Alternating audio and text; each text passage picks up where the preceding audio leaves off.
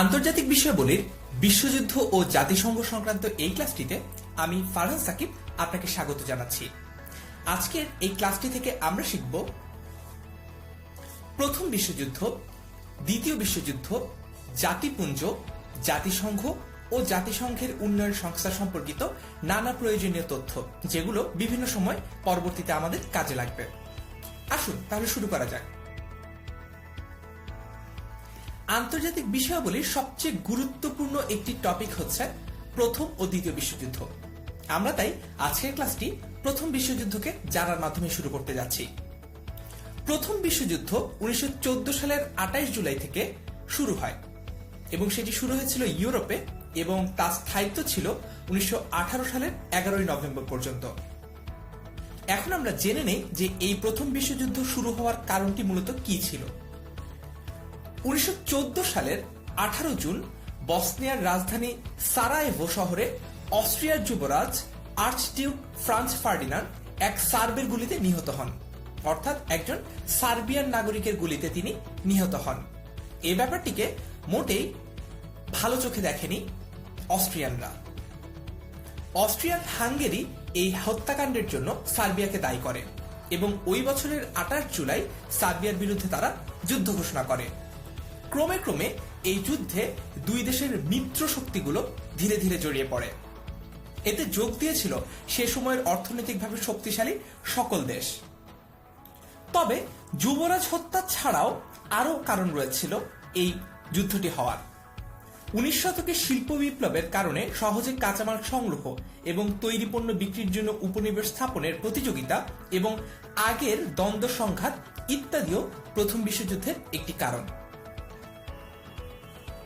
এই মহাযুদ্ধে প্রায় 186 বিলিয়ন মার্কিন ডলার প্রত্যক্ষ ও 151 বিলিয়ন মার্কিন ডলার পরোক্ষ খরচ হয়।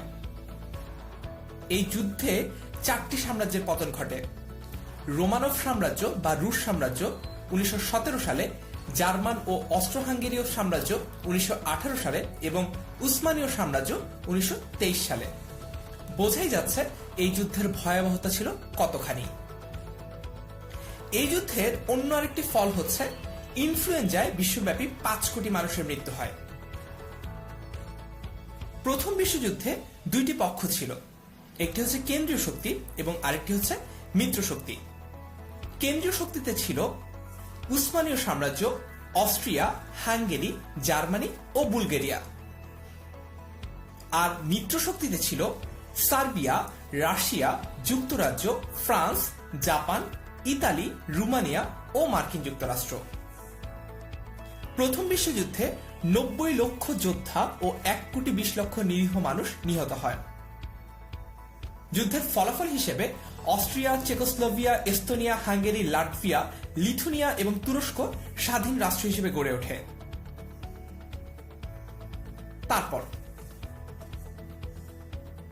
এরপর আমরা জানব দ্বিতীয় বিশ্বযুদ্ধ সম্পর্কে।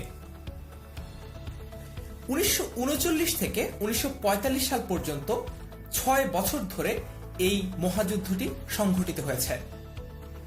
এই যুদ্ধকে ইতিহাসের সবচেয়ে বিস্তৃত যুদ্ধ বলে ধরা হয়, যাতে 30টি দেশের সব মিলিয়ে 10 কোটিরও বেশি সামরিক সদস্য অংশগ্রহণ করে।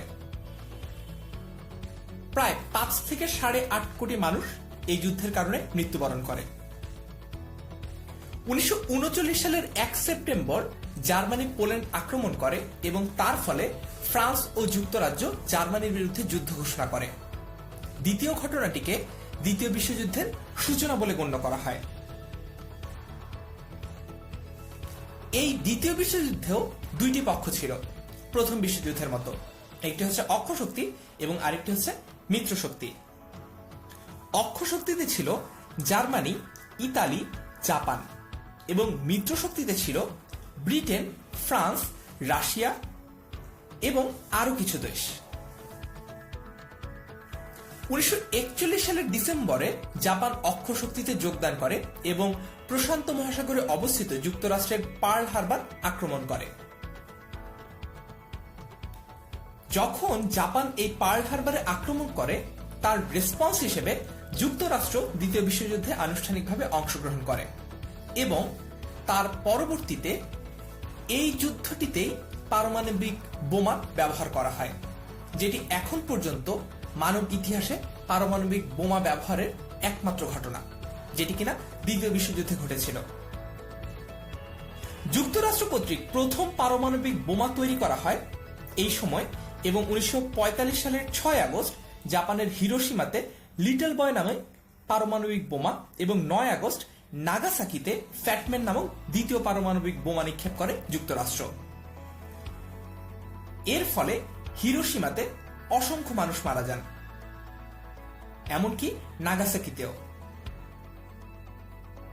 পরবর্তীতে এই দুই শহরে বোমার পার্শ্ব প্রতিক্রিয়ায় সৃষ্ট রোগে আক্রান্ত হয়ে আরো অসংখ্য মানুষ অনেকদিন ভুক্তভোগী হিসেবে যন্ত্রণা ভোগ করেছেন।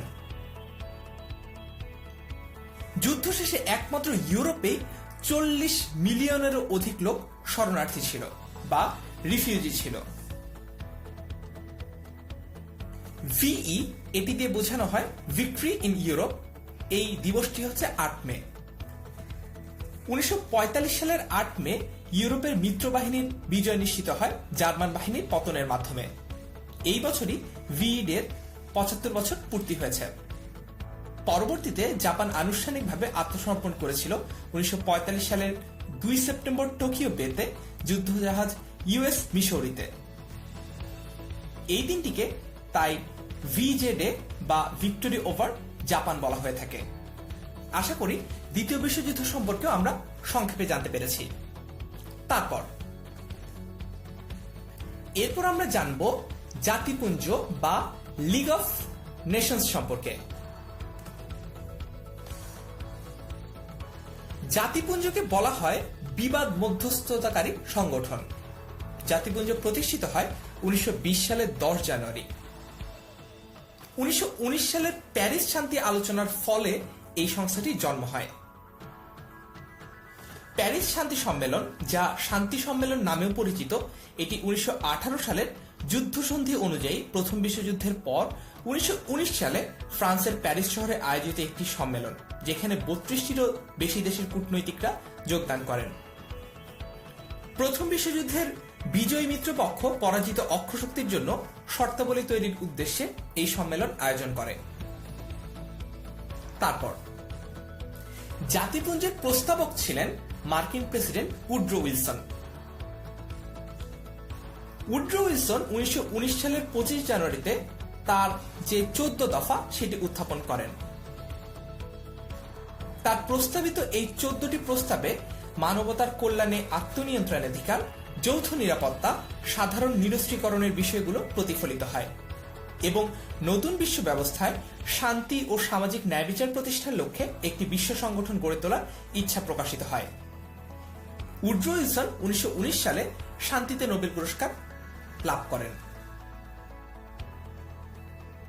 পরবর্তীতে সুইজারল্যান্ডের জেনেভায় লিগ অফ নেশনসের সদর দপ্তর স্থাপিত হয়। জাতিপুঞ্জে 3টি অঙ্গ সংস্থা ছিল: 1 পরিষদ, 2 কাউন্সিল এবং 3 সচিবালয়। জাতিপুঞ্জের সাথে যুক্ত ছিল 58টি রাষ্ট্র। জাতিপুঞ্জের উদ্যোক্তা হয়েও সদস্য ছিল না যুক্তরাষ্ট্র। প্রথম বিশ্বযুদ্ধ পরবর্তী বিশ্বশান্তি প্রতিষ্ঠাই ছিল জাতিপুঞ্জ প্রতিষ্ঠার উদ্দেশ্য। দ্বিতীয় বিশ্বযুদ্ধ এড়াতে ব্যর্থ হওয়ায় 1939 সালে এই লিগ অফ নেশনস বা জাতিপুঞ্জ তার কার্যকারিতা হারায় এবং 1946 সালের 20 এপ্রিল এটি আনুষ্ঠানিকভাবে বিলুপ্ত হয়। তারপর এখন আমরা জেনে নেব জাতিসংঘকে গঠন করার উদ্দেশ্যে যে চুক্তিগুলো সম্পাদিত হয়েছিল সেগুলো সম্পর্কে। আমরা প্রথমেই দেখতে পাচ্ছি আটলান্টিক সনদের কথা। 1941 সালের 9 আগস্ট মার্কিন যুক্তরাষ্ট্রের রাষ্ট্রপতি ফ্রাঙ্কলিন রুজভেল্ট ও ব্রিটিশ প্রধানমন্ত্রী উইনস্টন চার্চিল আমেরিকার নিউফাউন্ডল্যান্ড দ্বীপের কাছে উত্তর আটলান্টিক মহাসাগরের বুক প্রিন্স অফ ওয়েলস নামে একটি যুদ্ধ জাহাজে পৃথিবীতে স্থায়ী শান্তি স্থাপনের উদ্দেশ্যে একটি 8 দফা সূত্র সম্বলিত চুক্তিতে স্বাক্ষর করেন। এই চুক্তিটিকে বলা হচ্ছে আটলান্টিক সনদ বা আটলান্টিক চার্টার 1941। সনদে যুদ্ধনীতি পরিত্যাগ করে পৃথিবীতে স্থায়ী শান্তি এবং সংঘর্ষ এড়িয়ে পারস্পরিক আলাপ আলোচনা ও বোঝাপড়ার ভিত্তিতে সকল আন্তর্জাতিক সমস্যার সমাধানের প্রতিশ্রুতি ব্যক্ত করা হয়। 26টি দেশ এই সনদকে সমর্থন জানিয়েছিল। তারপর ওয়াশিংটন ডিসি সম্মেলন। এটি অনুষ্ঠিত হয় 1941 সালের 22 ডিসেম্বর থেকে 1942 সালের 14 জানুয়ারি পর্যন্ত। বিগ ফোর নামে খ্যাত যুক্তরাষ্ট্র, যুক্তরাজ্য, চীন এবং সোভিয়েত ইউনিয়নের একটি সংক্ষিপ্ত ডকুমেন্টে স্বাক্ষর করার মাধ্যমে এই সম্মেলনটি সফল হয়েছিল। পরবর্তীতে আরো 22টি দেশ এই ঘোষণায় স্বাক্ষর করে। তারপর ক্যাসাব্লাঙ্কা সম্মেলন।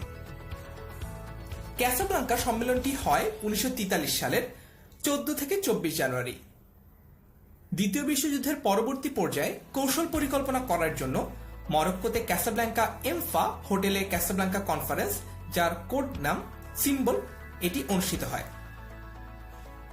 মার্কিন যুক্তরাষ্ট্রের প্রেসিডেন্ট ফ্রাঙ্কলিন ডি রুজভেল্ট এবং ব্রিটিশ প্রধানমন্ত্রী উইনস্টন চার্চিল এতে উপস্থিত ছিলেন। সম্মেলনে কৌশলগত পদ্ধতি, সম্পদ বরাদ্দকরণ এবং কূটনৈতিক নীতির বিস্তৃত বিষয়গুলো নিয়ে আলোচনা করা হয়।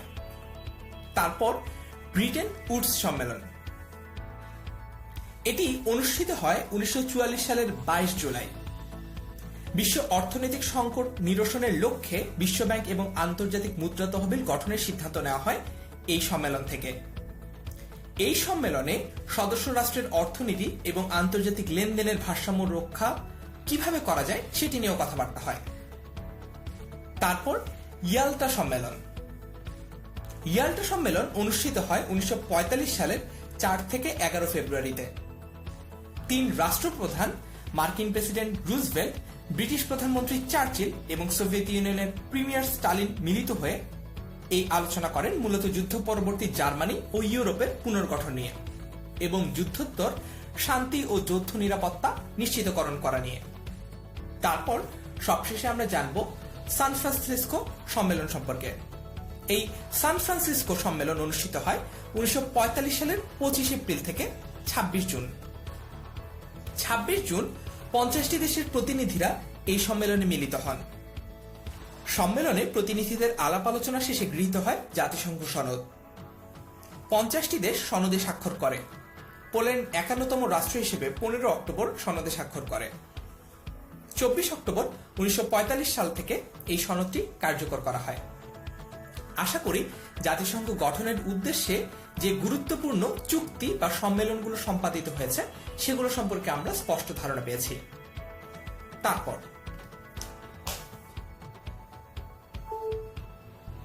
এখন আমরা জাতিসংঘের সদস্য রাষ্ট্রগুলো সম্পর্কে জানব। জাতিসংঘের উদ্যোক্তা রাষ্ট্র হচ্ছে 4টি, বিগ ফোর হিসেবে যারা খ্যাত: যুক্তরাষ্ট্র, চীন, যুক্তরাজ্য এবং রাশিয়া। জাতিসংঘের নিরাপত্তা পরিষদের স্থায়ী সদস্য হচ্ছে যুক্তরাষ্ট্র, যুক্তরাজ্য, চীন, রাশিয়া এবং আগের যে উদ্যোক্তা রাষ্ট্র ছিল সেগুলোর হচ্ছে একটি অতিরিক্ত রাষ্ট্র, সেটি হচ্ছে ফ্রান্স। নিরাপত্তা পরিষদে স্থায়ী পদ পাওয়ার জন্য আবেদনকারী রাষ্ট্রগুলো হচ্ছে জাপান, জার্মানি, ব্রাজিল এবং ভারত। জাতিসংঘের ভাষা হচ্ছে ইংরেজি, ফ্রেঞ্চ, চাইনিজ, রুশ, স্প্যানিশ এবং আরবি। আমরা যে ব্যাপারটি জানছিলাম যে নিরাপত্তা পরিষদের স্থায়ী সদস্যদের আসলে এক্সট্রা কি প্রিভিলেজ থাকে বা বাড়তি কি সুবিধা থাকে। জাতিসংঘের নিরাপত্তা পরিষদের সদস্য যুক্তরাজ্য, যুক্তরাষ্ট্র, চীন, রাশিয়া এবং ফ্রান্স, এই 5টি দেশ নিরাপত্তা পরিষদের স্থায়ী সদস্য। তারা প্রত্যেকেই ভেটো ক্ষমতা প্রয়োগের অধিকারী। ভেটো ক্ষমতা ব্যবহারের মাধ্যমে যে কোনো একটি দেশ নিরাপত্তা পরিষদে গৃহীত যে কোনো ধরনের সিদ্ধান্ত গ্রহণ ও আইন প্রণয়ন অনুমোদনে বাধা প্রদান করতে পারে। ভেটো শব্দটি ল্যাটিন ভাষা থেকে এসেছে, যার অর্থ হচ্ছে আমি মানি না। অর্থাৎ ভেটো ক্ষমতা থাকা এই 5টি রাষ্ট্রের যে কোনো একটি রাষ্ট্র যদি তাদের এই ভেটো ক্ষমতাটি প্রদান করে তাহলে নিরাপত্তা পরিষদে কোনো বিল পাশ হয় না। যেমনটি যখন বাংলাদেশ জাতিসংঘের সদস্য হতে চেয়েছিল তখন চীনের ভেটোর কারণে বাংলাদেশ জাতিসংঘের সদস্যপদ লাভ করতে পারেনি, অথচ বাকিদের এ নিয়ে আপত্তি ছিল না। তারপর জাতিসংঘের প্রতিষ্ঠাকালীন সদস্য হচ্ছে 51টি। জাতিসংঘের বর্তমান সদস্য হচ্ছে 193টি সদস্য রাষ্ট্র। স্বাধীন সার্বভৌম রাষ্ট্র কিন্তু জাতিসংঘের সদস্য নয় এমন হচ্ছে কসোভো ও ভ্যাটিকান, আর স্থায়ী পর্যবেক্ষক হিসেবে কাজ করছে ভ্যাটিকান ও ফিলিস্তিন। জাতিসংঘের যে বিপুল পরিমাণ খরচ হয় তার দাতা রাষ্ট্র অনেকগুলো রয়েছে। তাদের মধ্যে মার্কিন যুক্তরাষ্ট্র সবচেয়ে বেশি টাকা দান করে, যেটি কিনা জাতিসংঘের বাজেটের 22%। জাতিসংঘের নামকরণ করেন ফ্রাঙ্কলিন ডি রুজভেল্ট। আর আমেরিকার পর বা মার্কিন যুক্তরাষ্ট্রের পর জাপান সর্বোচ্চ পরিমাণ অর্থ প্রদান করে, যেটি জাতিসংঘের বাজেটের 9.68%। তারপর এখন আমরা জানব আন্তর্জাতিক ন্যায় বিচার আদালত বা আইসিজে এবং আন্তর্জাতিক অপরাধ আদালত বা আইসিসি সম্পর্কে। আইসিজে বিচারকগণ স্থায়ী সালিশ আদালতের মনোনীত তালিকা থেকে জাতিসংঘ সাধারণ পরিষদ ও নিরাপত্তা পরিষদ কর্তৃক নির্বাচিত হয়ে থাকেন। আদালতের ধারাবাহিকতা নিশ্চিত করার জন্য প্রতি 3 বছর পর পর 5 জন বিচারক নির্বাচন করা হয়। একই দেশ থেকে 2 জন বিচারক থাকে না নিরাপত্তা পরিষদে, এবং নিরাপত্তা পরিষদের 5টি স্থায়ী দেশ থেকে 8 জন বিচারক থাকেন। আইসিজের পূর্ণরূপ হচ্ছে ইন্টারন্যাশনাল কোর্ট অফ জাস্টিস, যেটি নেদারল্যান্ডের হেগ শহরে অবস্থিত। এই আদালতের সর্বমোট বিচারক হচ্ছে 15 জন এবং বিচারকদের মেয়াদ হচ্ছে 9 বছর। বলাই বাহুল্য যে এই আদালতে কোনো ব্যক্তির বিরুদ্ধে মামলা করা যায় না, কিন্তু আন্তর্জাতিক বিরোধ মীমাংসার ক্ষেত্রে একটি সদস্য রাষ্ট্র অন্য একটি সদস্য রাষ্ট্রের বিরুদ্ধে মামলা করতে পারে আইসিজের মাধ্যমে। তারপর এরপর আমরা জানবো আইসিসি সম্পর্কে। আইসিসি নামটা শুনলেই আমরা মনে করি যে হয়তোবা ইন্টারন্যাশনাল ক্রিকেট কাউন্সিল নিয়ে কথা বলা হচ্ছে, কিন্তু আইসিসির পূর্ণরূপ এটাও হয় যে ইন্টারন্যাশনাল ক্রিমিনাল কোর্ট। তো আমরা আজকের ক্লাসে আন্তর্জাতিক অপরাধ আদালত বা ইন্টারন্যাশনাল ক্রিমিনাল কোর্ট নিয়ে কথা বলবো। আইসিসি আন্তর্জাতিক অপরাধ আদালত 2002 সালে প্রতিষ্ঠিত হয়। এই আদালত সাধারণত গণহত্যা, যুদ্ধাপরাধ, মানবতার বিরুদ্ধে অপরাধ ইত্যাদি অপরাধের জন্য দায়ীদের অভিযুক্ত করে থাকে। রাশিয়া, চীন, ভারত ছাড়াও মার্কিন যুক্তরাষ্ট্র এই আদালতকে স্বীকৃতি দেয়নি। এই আদালতে বিচারের মাধ্যমে যে কোনো ব্যক্তি বা সংগঠনকে দোষী সাব্যস্ত করা যায়, এমনকি গ্রেফতারি পরোয়ানাও জারি করতে পারে এই সংস্থাটি।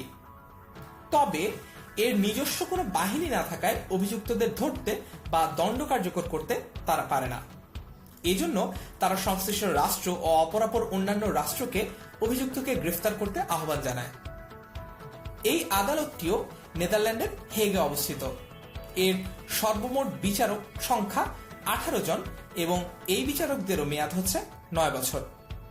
তবে জেনে রাখা ভালো যে আইসিসি জাতিসংঘের অঙ্গ নয়, বরং একটি স্বাধীন প্রতিষ্ঠান। তারপর এখন আমরা জানব জাতিসংঘের সদর দপ্তর সম্পর্কে। জাতিসংঘ ভবন নিউ ইয়র্কের ম্যানহাটনে অবস্থিত। 1952 সালে বানানোর পর থেকেই এটি জাতিসংঘের দাপ্তরিক কার্যালয় হিসেবে ব্যবহৃত হয়ে আসছে।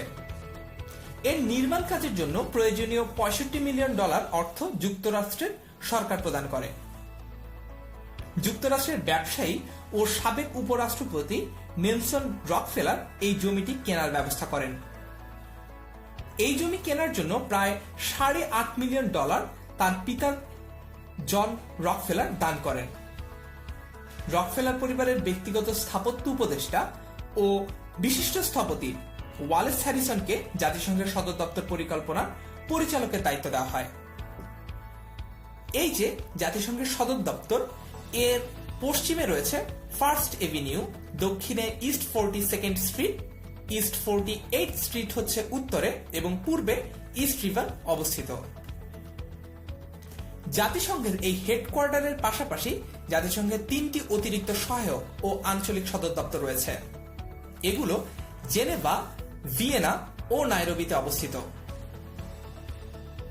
আগেই জেনেছি যে জাতিসংঘ ভবনের মূল অংশ 1948 থেকে 1952 সালে নির্মাণ করা হয় এবং নির্মাণ কাজের জন্য যে প্রয়োজনীয় অর্থ দরকার ছিল $65 মিলিয়ন সেটি যুক্তরাষ্ট্রের সরকার প্রদান করে এবং জাতিসংঘ ভবনের জমি দান করেন রকফেলার। জাতিসংঘ ভবনের প্রধান স্থপতি হচ্ছেন অস্কার নাইমিয়ার। তিনি ব্রাজিলের নাগরিক এবং জাতিসংঘ ভবনটি আটলান্টিক মহাসাগরের তীরে অবস্থিত।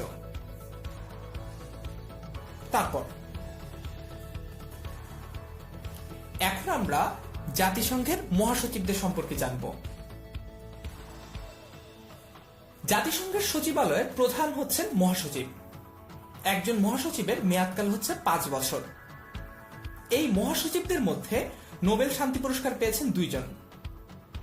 একজন হচ্ছেন ড্যাগ হ্যামারশোল্ড, তিনি 1961 সালে নোবেল পুরস্কার পেয়েছেন, এবং আরেকজন হচ্ছেন কফি আনান, যিনি 2001 সালে শান্তিতে নোবেল পুরস্কার পেয়েছেন। কর্মরত অবস্থায় মৃত্যু হয় ড্যাগ হ্যামারশোল্ডের। বাংলাদেশের মুক্তিযুদ্ধ চলাকালীন ও এশিয়া মহাদেশের প্রথম মহাসচিব ছিলেন উ থান্ট। প্রথম আফ্রিকা মহাদেশ থেকে নির্বাচিত মহাসচিব হচ্ছেন ব্রুটস ঘালি, তিনি মিশরের ছিলেন। কুর্ট ওয়াল্ডহেইম প্রথম মহাসচিব, যিনি বাংলাদেশ সফর করেন 1973 সালে। দ্বিতীয় মহাসচিব প্যারেস দা কুয়েলার 1989 সালে। তৃতীয় মহাসচিব হিসেবে আসেন কফি আনান 2001 সালে এবং চতুর্থ বান কি মুন 2008 ও 2011 সালে এবং শেষে অ্যান্টোনিও গুতেরেস 2018 সালে। এখন আমরা জাতিসংঘের মহাসচিবদের নাম, তাদের কার্যকাল এবং তারা কোন দেশের নাগরিক সেটি সম্পর্কে সংক্ষেপে ও দ্রুত জেনে নিব। প্রথমেই ট্রিগভেলি। তার কার্যকাল ছিল 1945 থেকে 1952 সাল পর্যন্ত এবং তিনি নরওয়ের নাগরিক ছিলেন।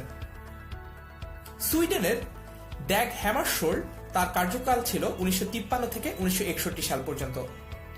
মিয়ানমারের উথান্টের কার্যকাল ছিল 1961 থেকে 1971 সাল পর্যন্ত। অস্ট্রিয়ার কুর্ট ওয়াল্ডহেইমের কার্যকাল ছিল 1972 থেকে 1981 সাল পর্যন্ত। পেরুর প্যারেস দা কুয়েলারের কার্যকাল ছিল 1982 থেকে 1991 সাল পর্যন্ত।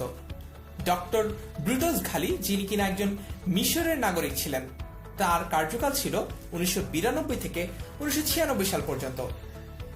কফি আনান, যার কথা আমরা আগেই জেনেছি, যিনি শান্তিতে নোবেল পুরস্কার বিজয় করেছেন, তিনি ঘানার নাগরিক ছিলেন এবং তার কার্যকাল ছিল 1997 থেকে 2006 সাল পর্যন্ত।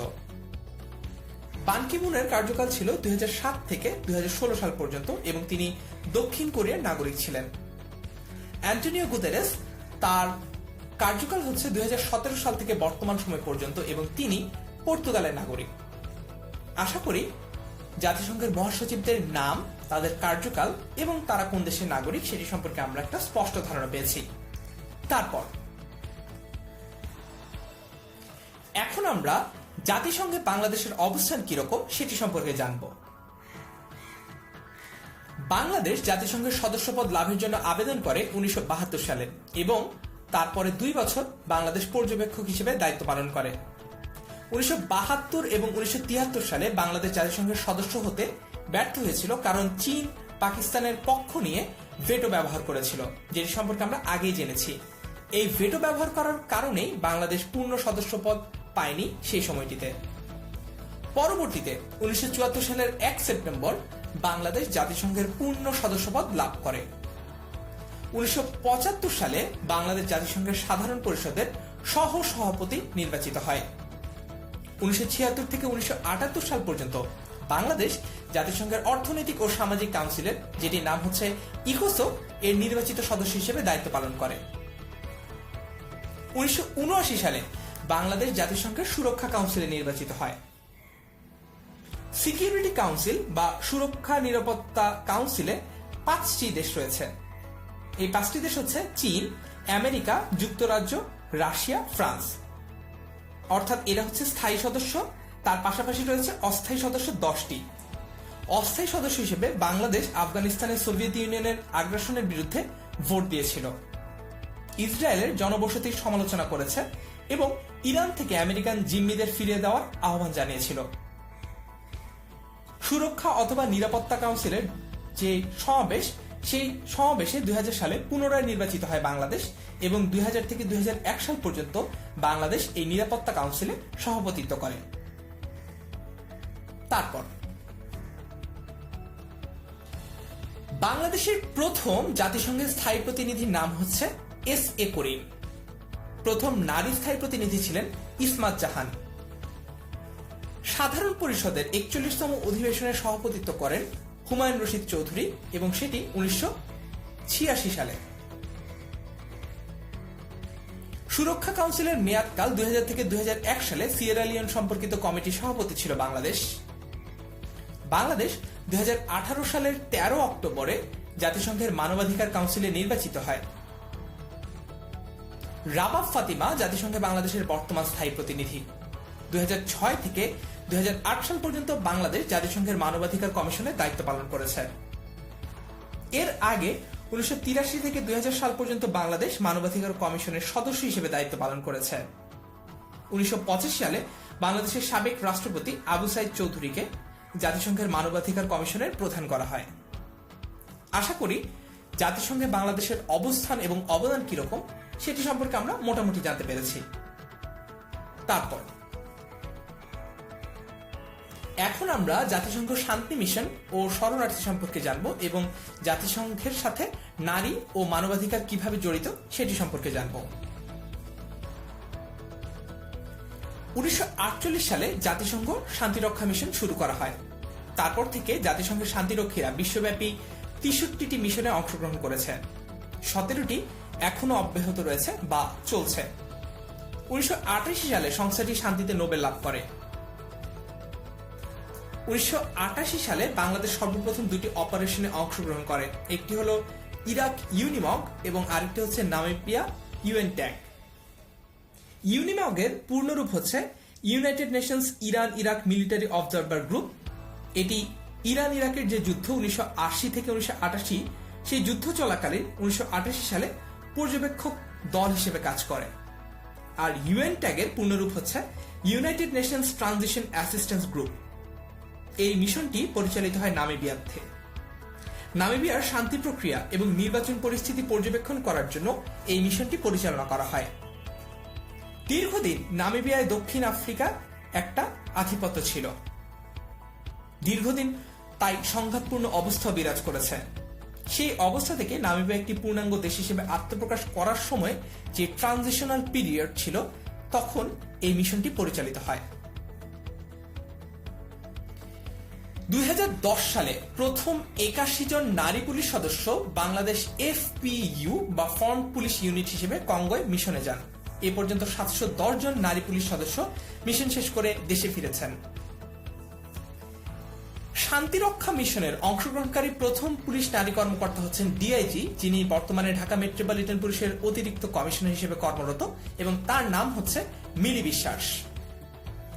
এখন আমরা জানব জাতিসংঘের নারী ও মানবাধিকার সম্পর্কে। নারীর প্রতি সকল প্রকার বৈষম্য বিলোপ সনদ বা সিডো নারীর মানবাধিকার প্রতিষ্ঠার লক্ষ্য নিয়ে 1979 সালের 18 ডিসেম্বর জাতিসংঘের সাধারণ পরিষদে গৃহীত হয়। 1981 সালের 3 সেপ্টেম্বর থেকে সনদটি কার্যকর হতে শুরু করে। সিডো সনদে ধারা রয়েছে 30টি। প্রথম 16টি ধারা নারীর প্রতি কত প্রকার বৈষম্য আছে তা বিশ্লেষণ করে।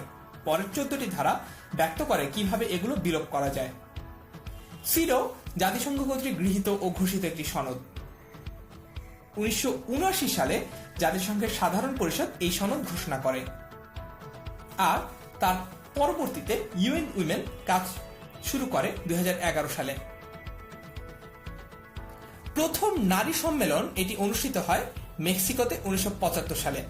আর যে সনদটার কথা মাত্রই বললাম সিডো, সেটি হচ্ছে নারীর প্রতি বৈষম্য বিলোপকারী সনদ। ইউএন উইমেন যেটি প্রতিষ্ঠিত হয়েছে 2011 সালে, সেটি জাতিসংঘ লিঙ্গ সমতা ও নারীর ক্ষমতা বিষয়ক সংস্থা, জাতিসংঘের অধীনস্থ এমন একটি সংস্থা যা নারীর ক্ষমতা আনয়নে কাজ করে। জাতিসংঘের মানবাধিকার চুক্তিটি সম্পাদিত হয় 1948 সালে। জাতিসংঘ মানবাধিকার কাউন্সিলে সদর দপ্তর সুইজারল্যান্ডের জেনেভায় অবস্থিত। বিশ্ব মানবাধিকার দিবস এটি হচ্ছে 10 ডিসেম্বর। তারপর এখন আমরা জাতিসংঘের কিছু উন্নয়নমূলক সংস্থা সম্পর্কে ছোট্ট করে জেনে নেব। প্রথমেই আমরা দেখতে পাচ্ছি ইউএনইপি বা যেটাকে অনেকে ইউএনএপ বলে থাকে। ইউএনএপ বা ইউএনইপি পূর্ণরূপ হচ্ছে ইউনাইটেড নেশনস এনভায়রনমেন্ট প্রোগ্রাম। এটি জাতিসংঘের পরিবেশ বিষয়ক একটি সংস্থা। প্রতিষ্ঠিত হয়েছিল 1972 সালে। এর সদর দপ্তর কেনিয়ার নাইরোবিতে। উন্নয়নশীল দেশগুলোতে টেকসই এবং পরিবেশ বান্ধব নীতি গ্রহণ করতে এই সংস্থাটি কাজ করে থাকে। 17টি টেকসই উন্নয়নের লক্ষ্যমাত্রা পূরণের জন্য কাজ করে যাচ্ছে এই সংস্থাটি। জলবায়ু পরিবর্তন মোকাবেলায় বিভিন্ন পদক্ষেপ ও কর্মসূচি গ্রহণ করে থাকে ইউএনইপি। তারপর আমরা জানব ইউনিসেফ সম্পর্কে। ইউনিসেফ জাতিসংঘ শীর্ষ তহবিল, যার পূর্ণরূপ হচ্ছে United Nations international children's emergency fund. জাতিসংঘের একটি বিশেষ সংস্থা এটি, যার মূল কাজ হচ্ছে শিশুদের উন্নয়ন ও নিরাপত্তা সংক্রান্ত বিভিন্ন নীতিমালা প্রণয়ন বা সেগুলো বাস্তবায়ন। জাতিসংঘের সাধারণ পরিষদের প্রথম অধিবেশনে এই সংস্থা গঠনের সিদ্ধান্ত হয়। এই সংস্থার সদর দপ্তর নিউ ইয়র্কে অবস্থিত। 1965 সালে ইউনিসেফ তাদের কল্যাণমুখী ভূমিকার জন্য নোবেল শান্তি পুরস্কারে ভূষিত হয়। তারপর ইউএনডিপি, যার পূর্ণরূপ হচ্ছে ইউনাইটেড নেশনস ডেভেলপমেন্ট প্রোগ্রাম। এটি জাতিসংঘ সাধারণ পরিষদের একটি সহায়ক সংস্থা। 1965 সালের 22 নভেম্বর এই সংস্থাটি প্রতিষ্ঠিত হয়। উন্নয়নশীল দেশসমূহে সম্পদের পরিকল্পিত ব্যবহার এবং সম্পদ আহরণে সাহায্য করা এই সংস্থাটির উদ্দেশ্য। প্রয়োজনীয় ক্ষেত্রে এই সংস্থা আর্থিক সহায়তা প্রদান করে থাকে। এই সংস্থার সদর দপ্তর নিউ ইয়র্কে অবস্থিত। টেকসই উন্নয়ন লক্ষ্যমাত্রা নিয়ে ইউএনডিপি গুরুত্বপূর্ণ ভূমিকা পালন করে। তারপর ইউএনএইচসিআর। ইউএনএইচসিআর এর পূর্ণরূপ হচ্ছে United Nations high commissioner of refugees. এটি জাতিসংঘের কার্যত একটি আন্তর্জাতিক সংস্থা, যার দায়িত্ব হচ্ছে জাতিসংঘ বা অন্য কোনো দেশের সরকারের অনুরোধে স্বদেশহীন, বাস্তুহারা, বিতাড়িত বা মাতৃভূমিচ্যুত শরণার্থীদের রক্ষা করা এবং তাদের অবস্থানকে সমর্থন যোগানো এবং তারা যাতে নিজ দেশে ফিরতে পারে সেই জন্য যথোপযুক্ত পুনর্বাসনের ব্যবস্থা করা। ইউএনএইচসিআর প্রতিষ্ঠিত হয়েছিল 1950 সালের 14 ডিসেম্বর। এটি 1954 এবং 1981 সালে দুইবার শান্তিতে নোবেল পুরস্কার অর্জন করে। আর ইউএনএইচসিআর এর সদর দপ্তর হচ্ছে জেনেভায় অবস্থিত। তারপর আমরা জানবো ইউএন উইমেন সম্পর্কে। ইউএন ওমেন বা জাতিসংঘ লিঙ্গ সমতা ও নারীর ক্ষমতা বিষয়ক সংস্থা, এটি জাতিসংঘের অধীনস্থ একটি সংস্থা যা নারীর ক্ষমতায়নে কাজ করে। 2011 সালের জানুয়ারিতে এই সংস্থাটি কাজ শুরু করে।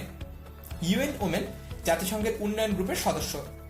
তাদের উদ্দেশ্য হচ্ছে বিভিন্ন আন্তঃরাষ্ট্রীয় সংস্থা ও সংগঠনকে নারী ক্ষমতায়ন ও লিঙ্গ ক্ষমতা প্রতিষ্ঠার নীতিমালা প্রণয়নে সহায়তা ও সমর্থন করা। জাতিসংঘের সদস্য রাষ্ট্রসমূহে নারীর ক্ষমতায়ন ও লিঙ্গ সমতা প্রতিষ্ঠার উদ্দেশ্যে এটি কাজ করে। এরপর আমরা জানব ইউনেস্কো সম্পর্কে। ইউনেস্কোর পূর্ণরূপ হচ্ছে United Nations educational, scientific and cultural organisation. এটি বিশ্বের শিক্ষা, বিজ্ঞান, সংস্কৃতির প্রসার এবং উন্নয়নের মাধ্যমে মানুষের জীবনমানের উন্নয়ন ঘটানো যে লক্ষ্যমাত্রাটি রয়েছে সেটি নিয়ে কাজ করে। 1945 সালের নভেম্বরে লন্ডন সম্মেলনে ইউনেস্কো প্রতিষ্ঠার সিদ্ধান্ত গ্রহণ করা হয়। 1946 সালে এই সংস্থা জাতিসংঘের সহায়ক হিসেবে স্বীকৃতি লাভ করে। ইউনেস্কোর সদর দপ্তর প্যারিসে অবস্থিত।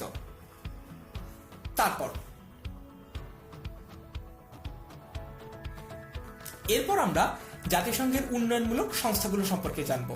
আমরা দেখতে পাচ্ছি IMF, WTO, ILO, the world bank, WHO এবং আইএইএ সম্পর্কে। শুরু করা যাক তাহলে। প্রথমেই আমরা জানব আইএমএফ সম্পর্কে, যার পূর্ণরূপ হচ্ছে ইন্টারন্যাশনাল মনিটারি ফান্ড বা আন্তর্জাতিক মুদ্রা তহবিল। এই সংস্থাটির যাত্রা শুরু হয় 1945 সালের 27 ডিসেম্বর। জাতিসংঘ কর্তৃক অনুমোদিত একটি স্বায়ত্তশাসিত আর্থিক প্রতিষ্ঠান হচ্ছে IMF। বিভিন্ন দেশের মুদ্রা মানের হ্রাস বৃদ্ধি পর্যবেক্ষণ করা এর প্রধান কাজ। IMF এর সদর দপ্তর ওয়াশিংটন ডিসিতে অবস্থিত। বিভিন্ন দেশের মুদ্রানীতি এবং মুদ্রামানের হ্রাস বৃদ্ধি পর্যবেক্ষণ করা আন্তর্জাতিক এই সংস্থাটির প্রধান কাজ। তারপর আমরা জানব WTO বা ওয়ার্ল্ড ট্রেড অর্গানাইজেশন সম্পর্কে। এটি প্রতিষ্ঠিত হয়েছে 1995 সালের 1 জানুয়ারি।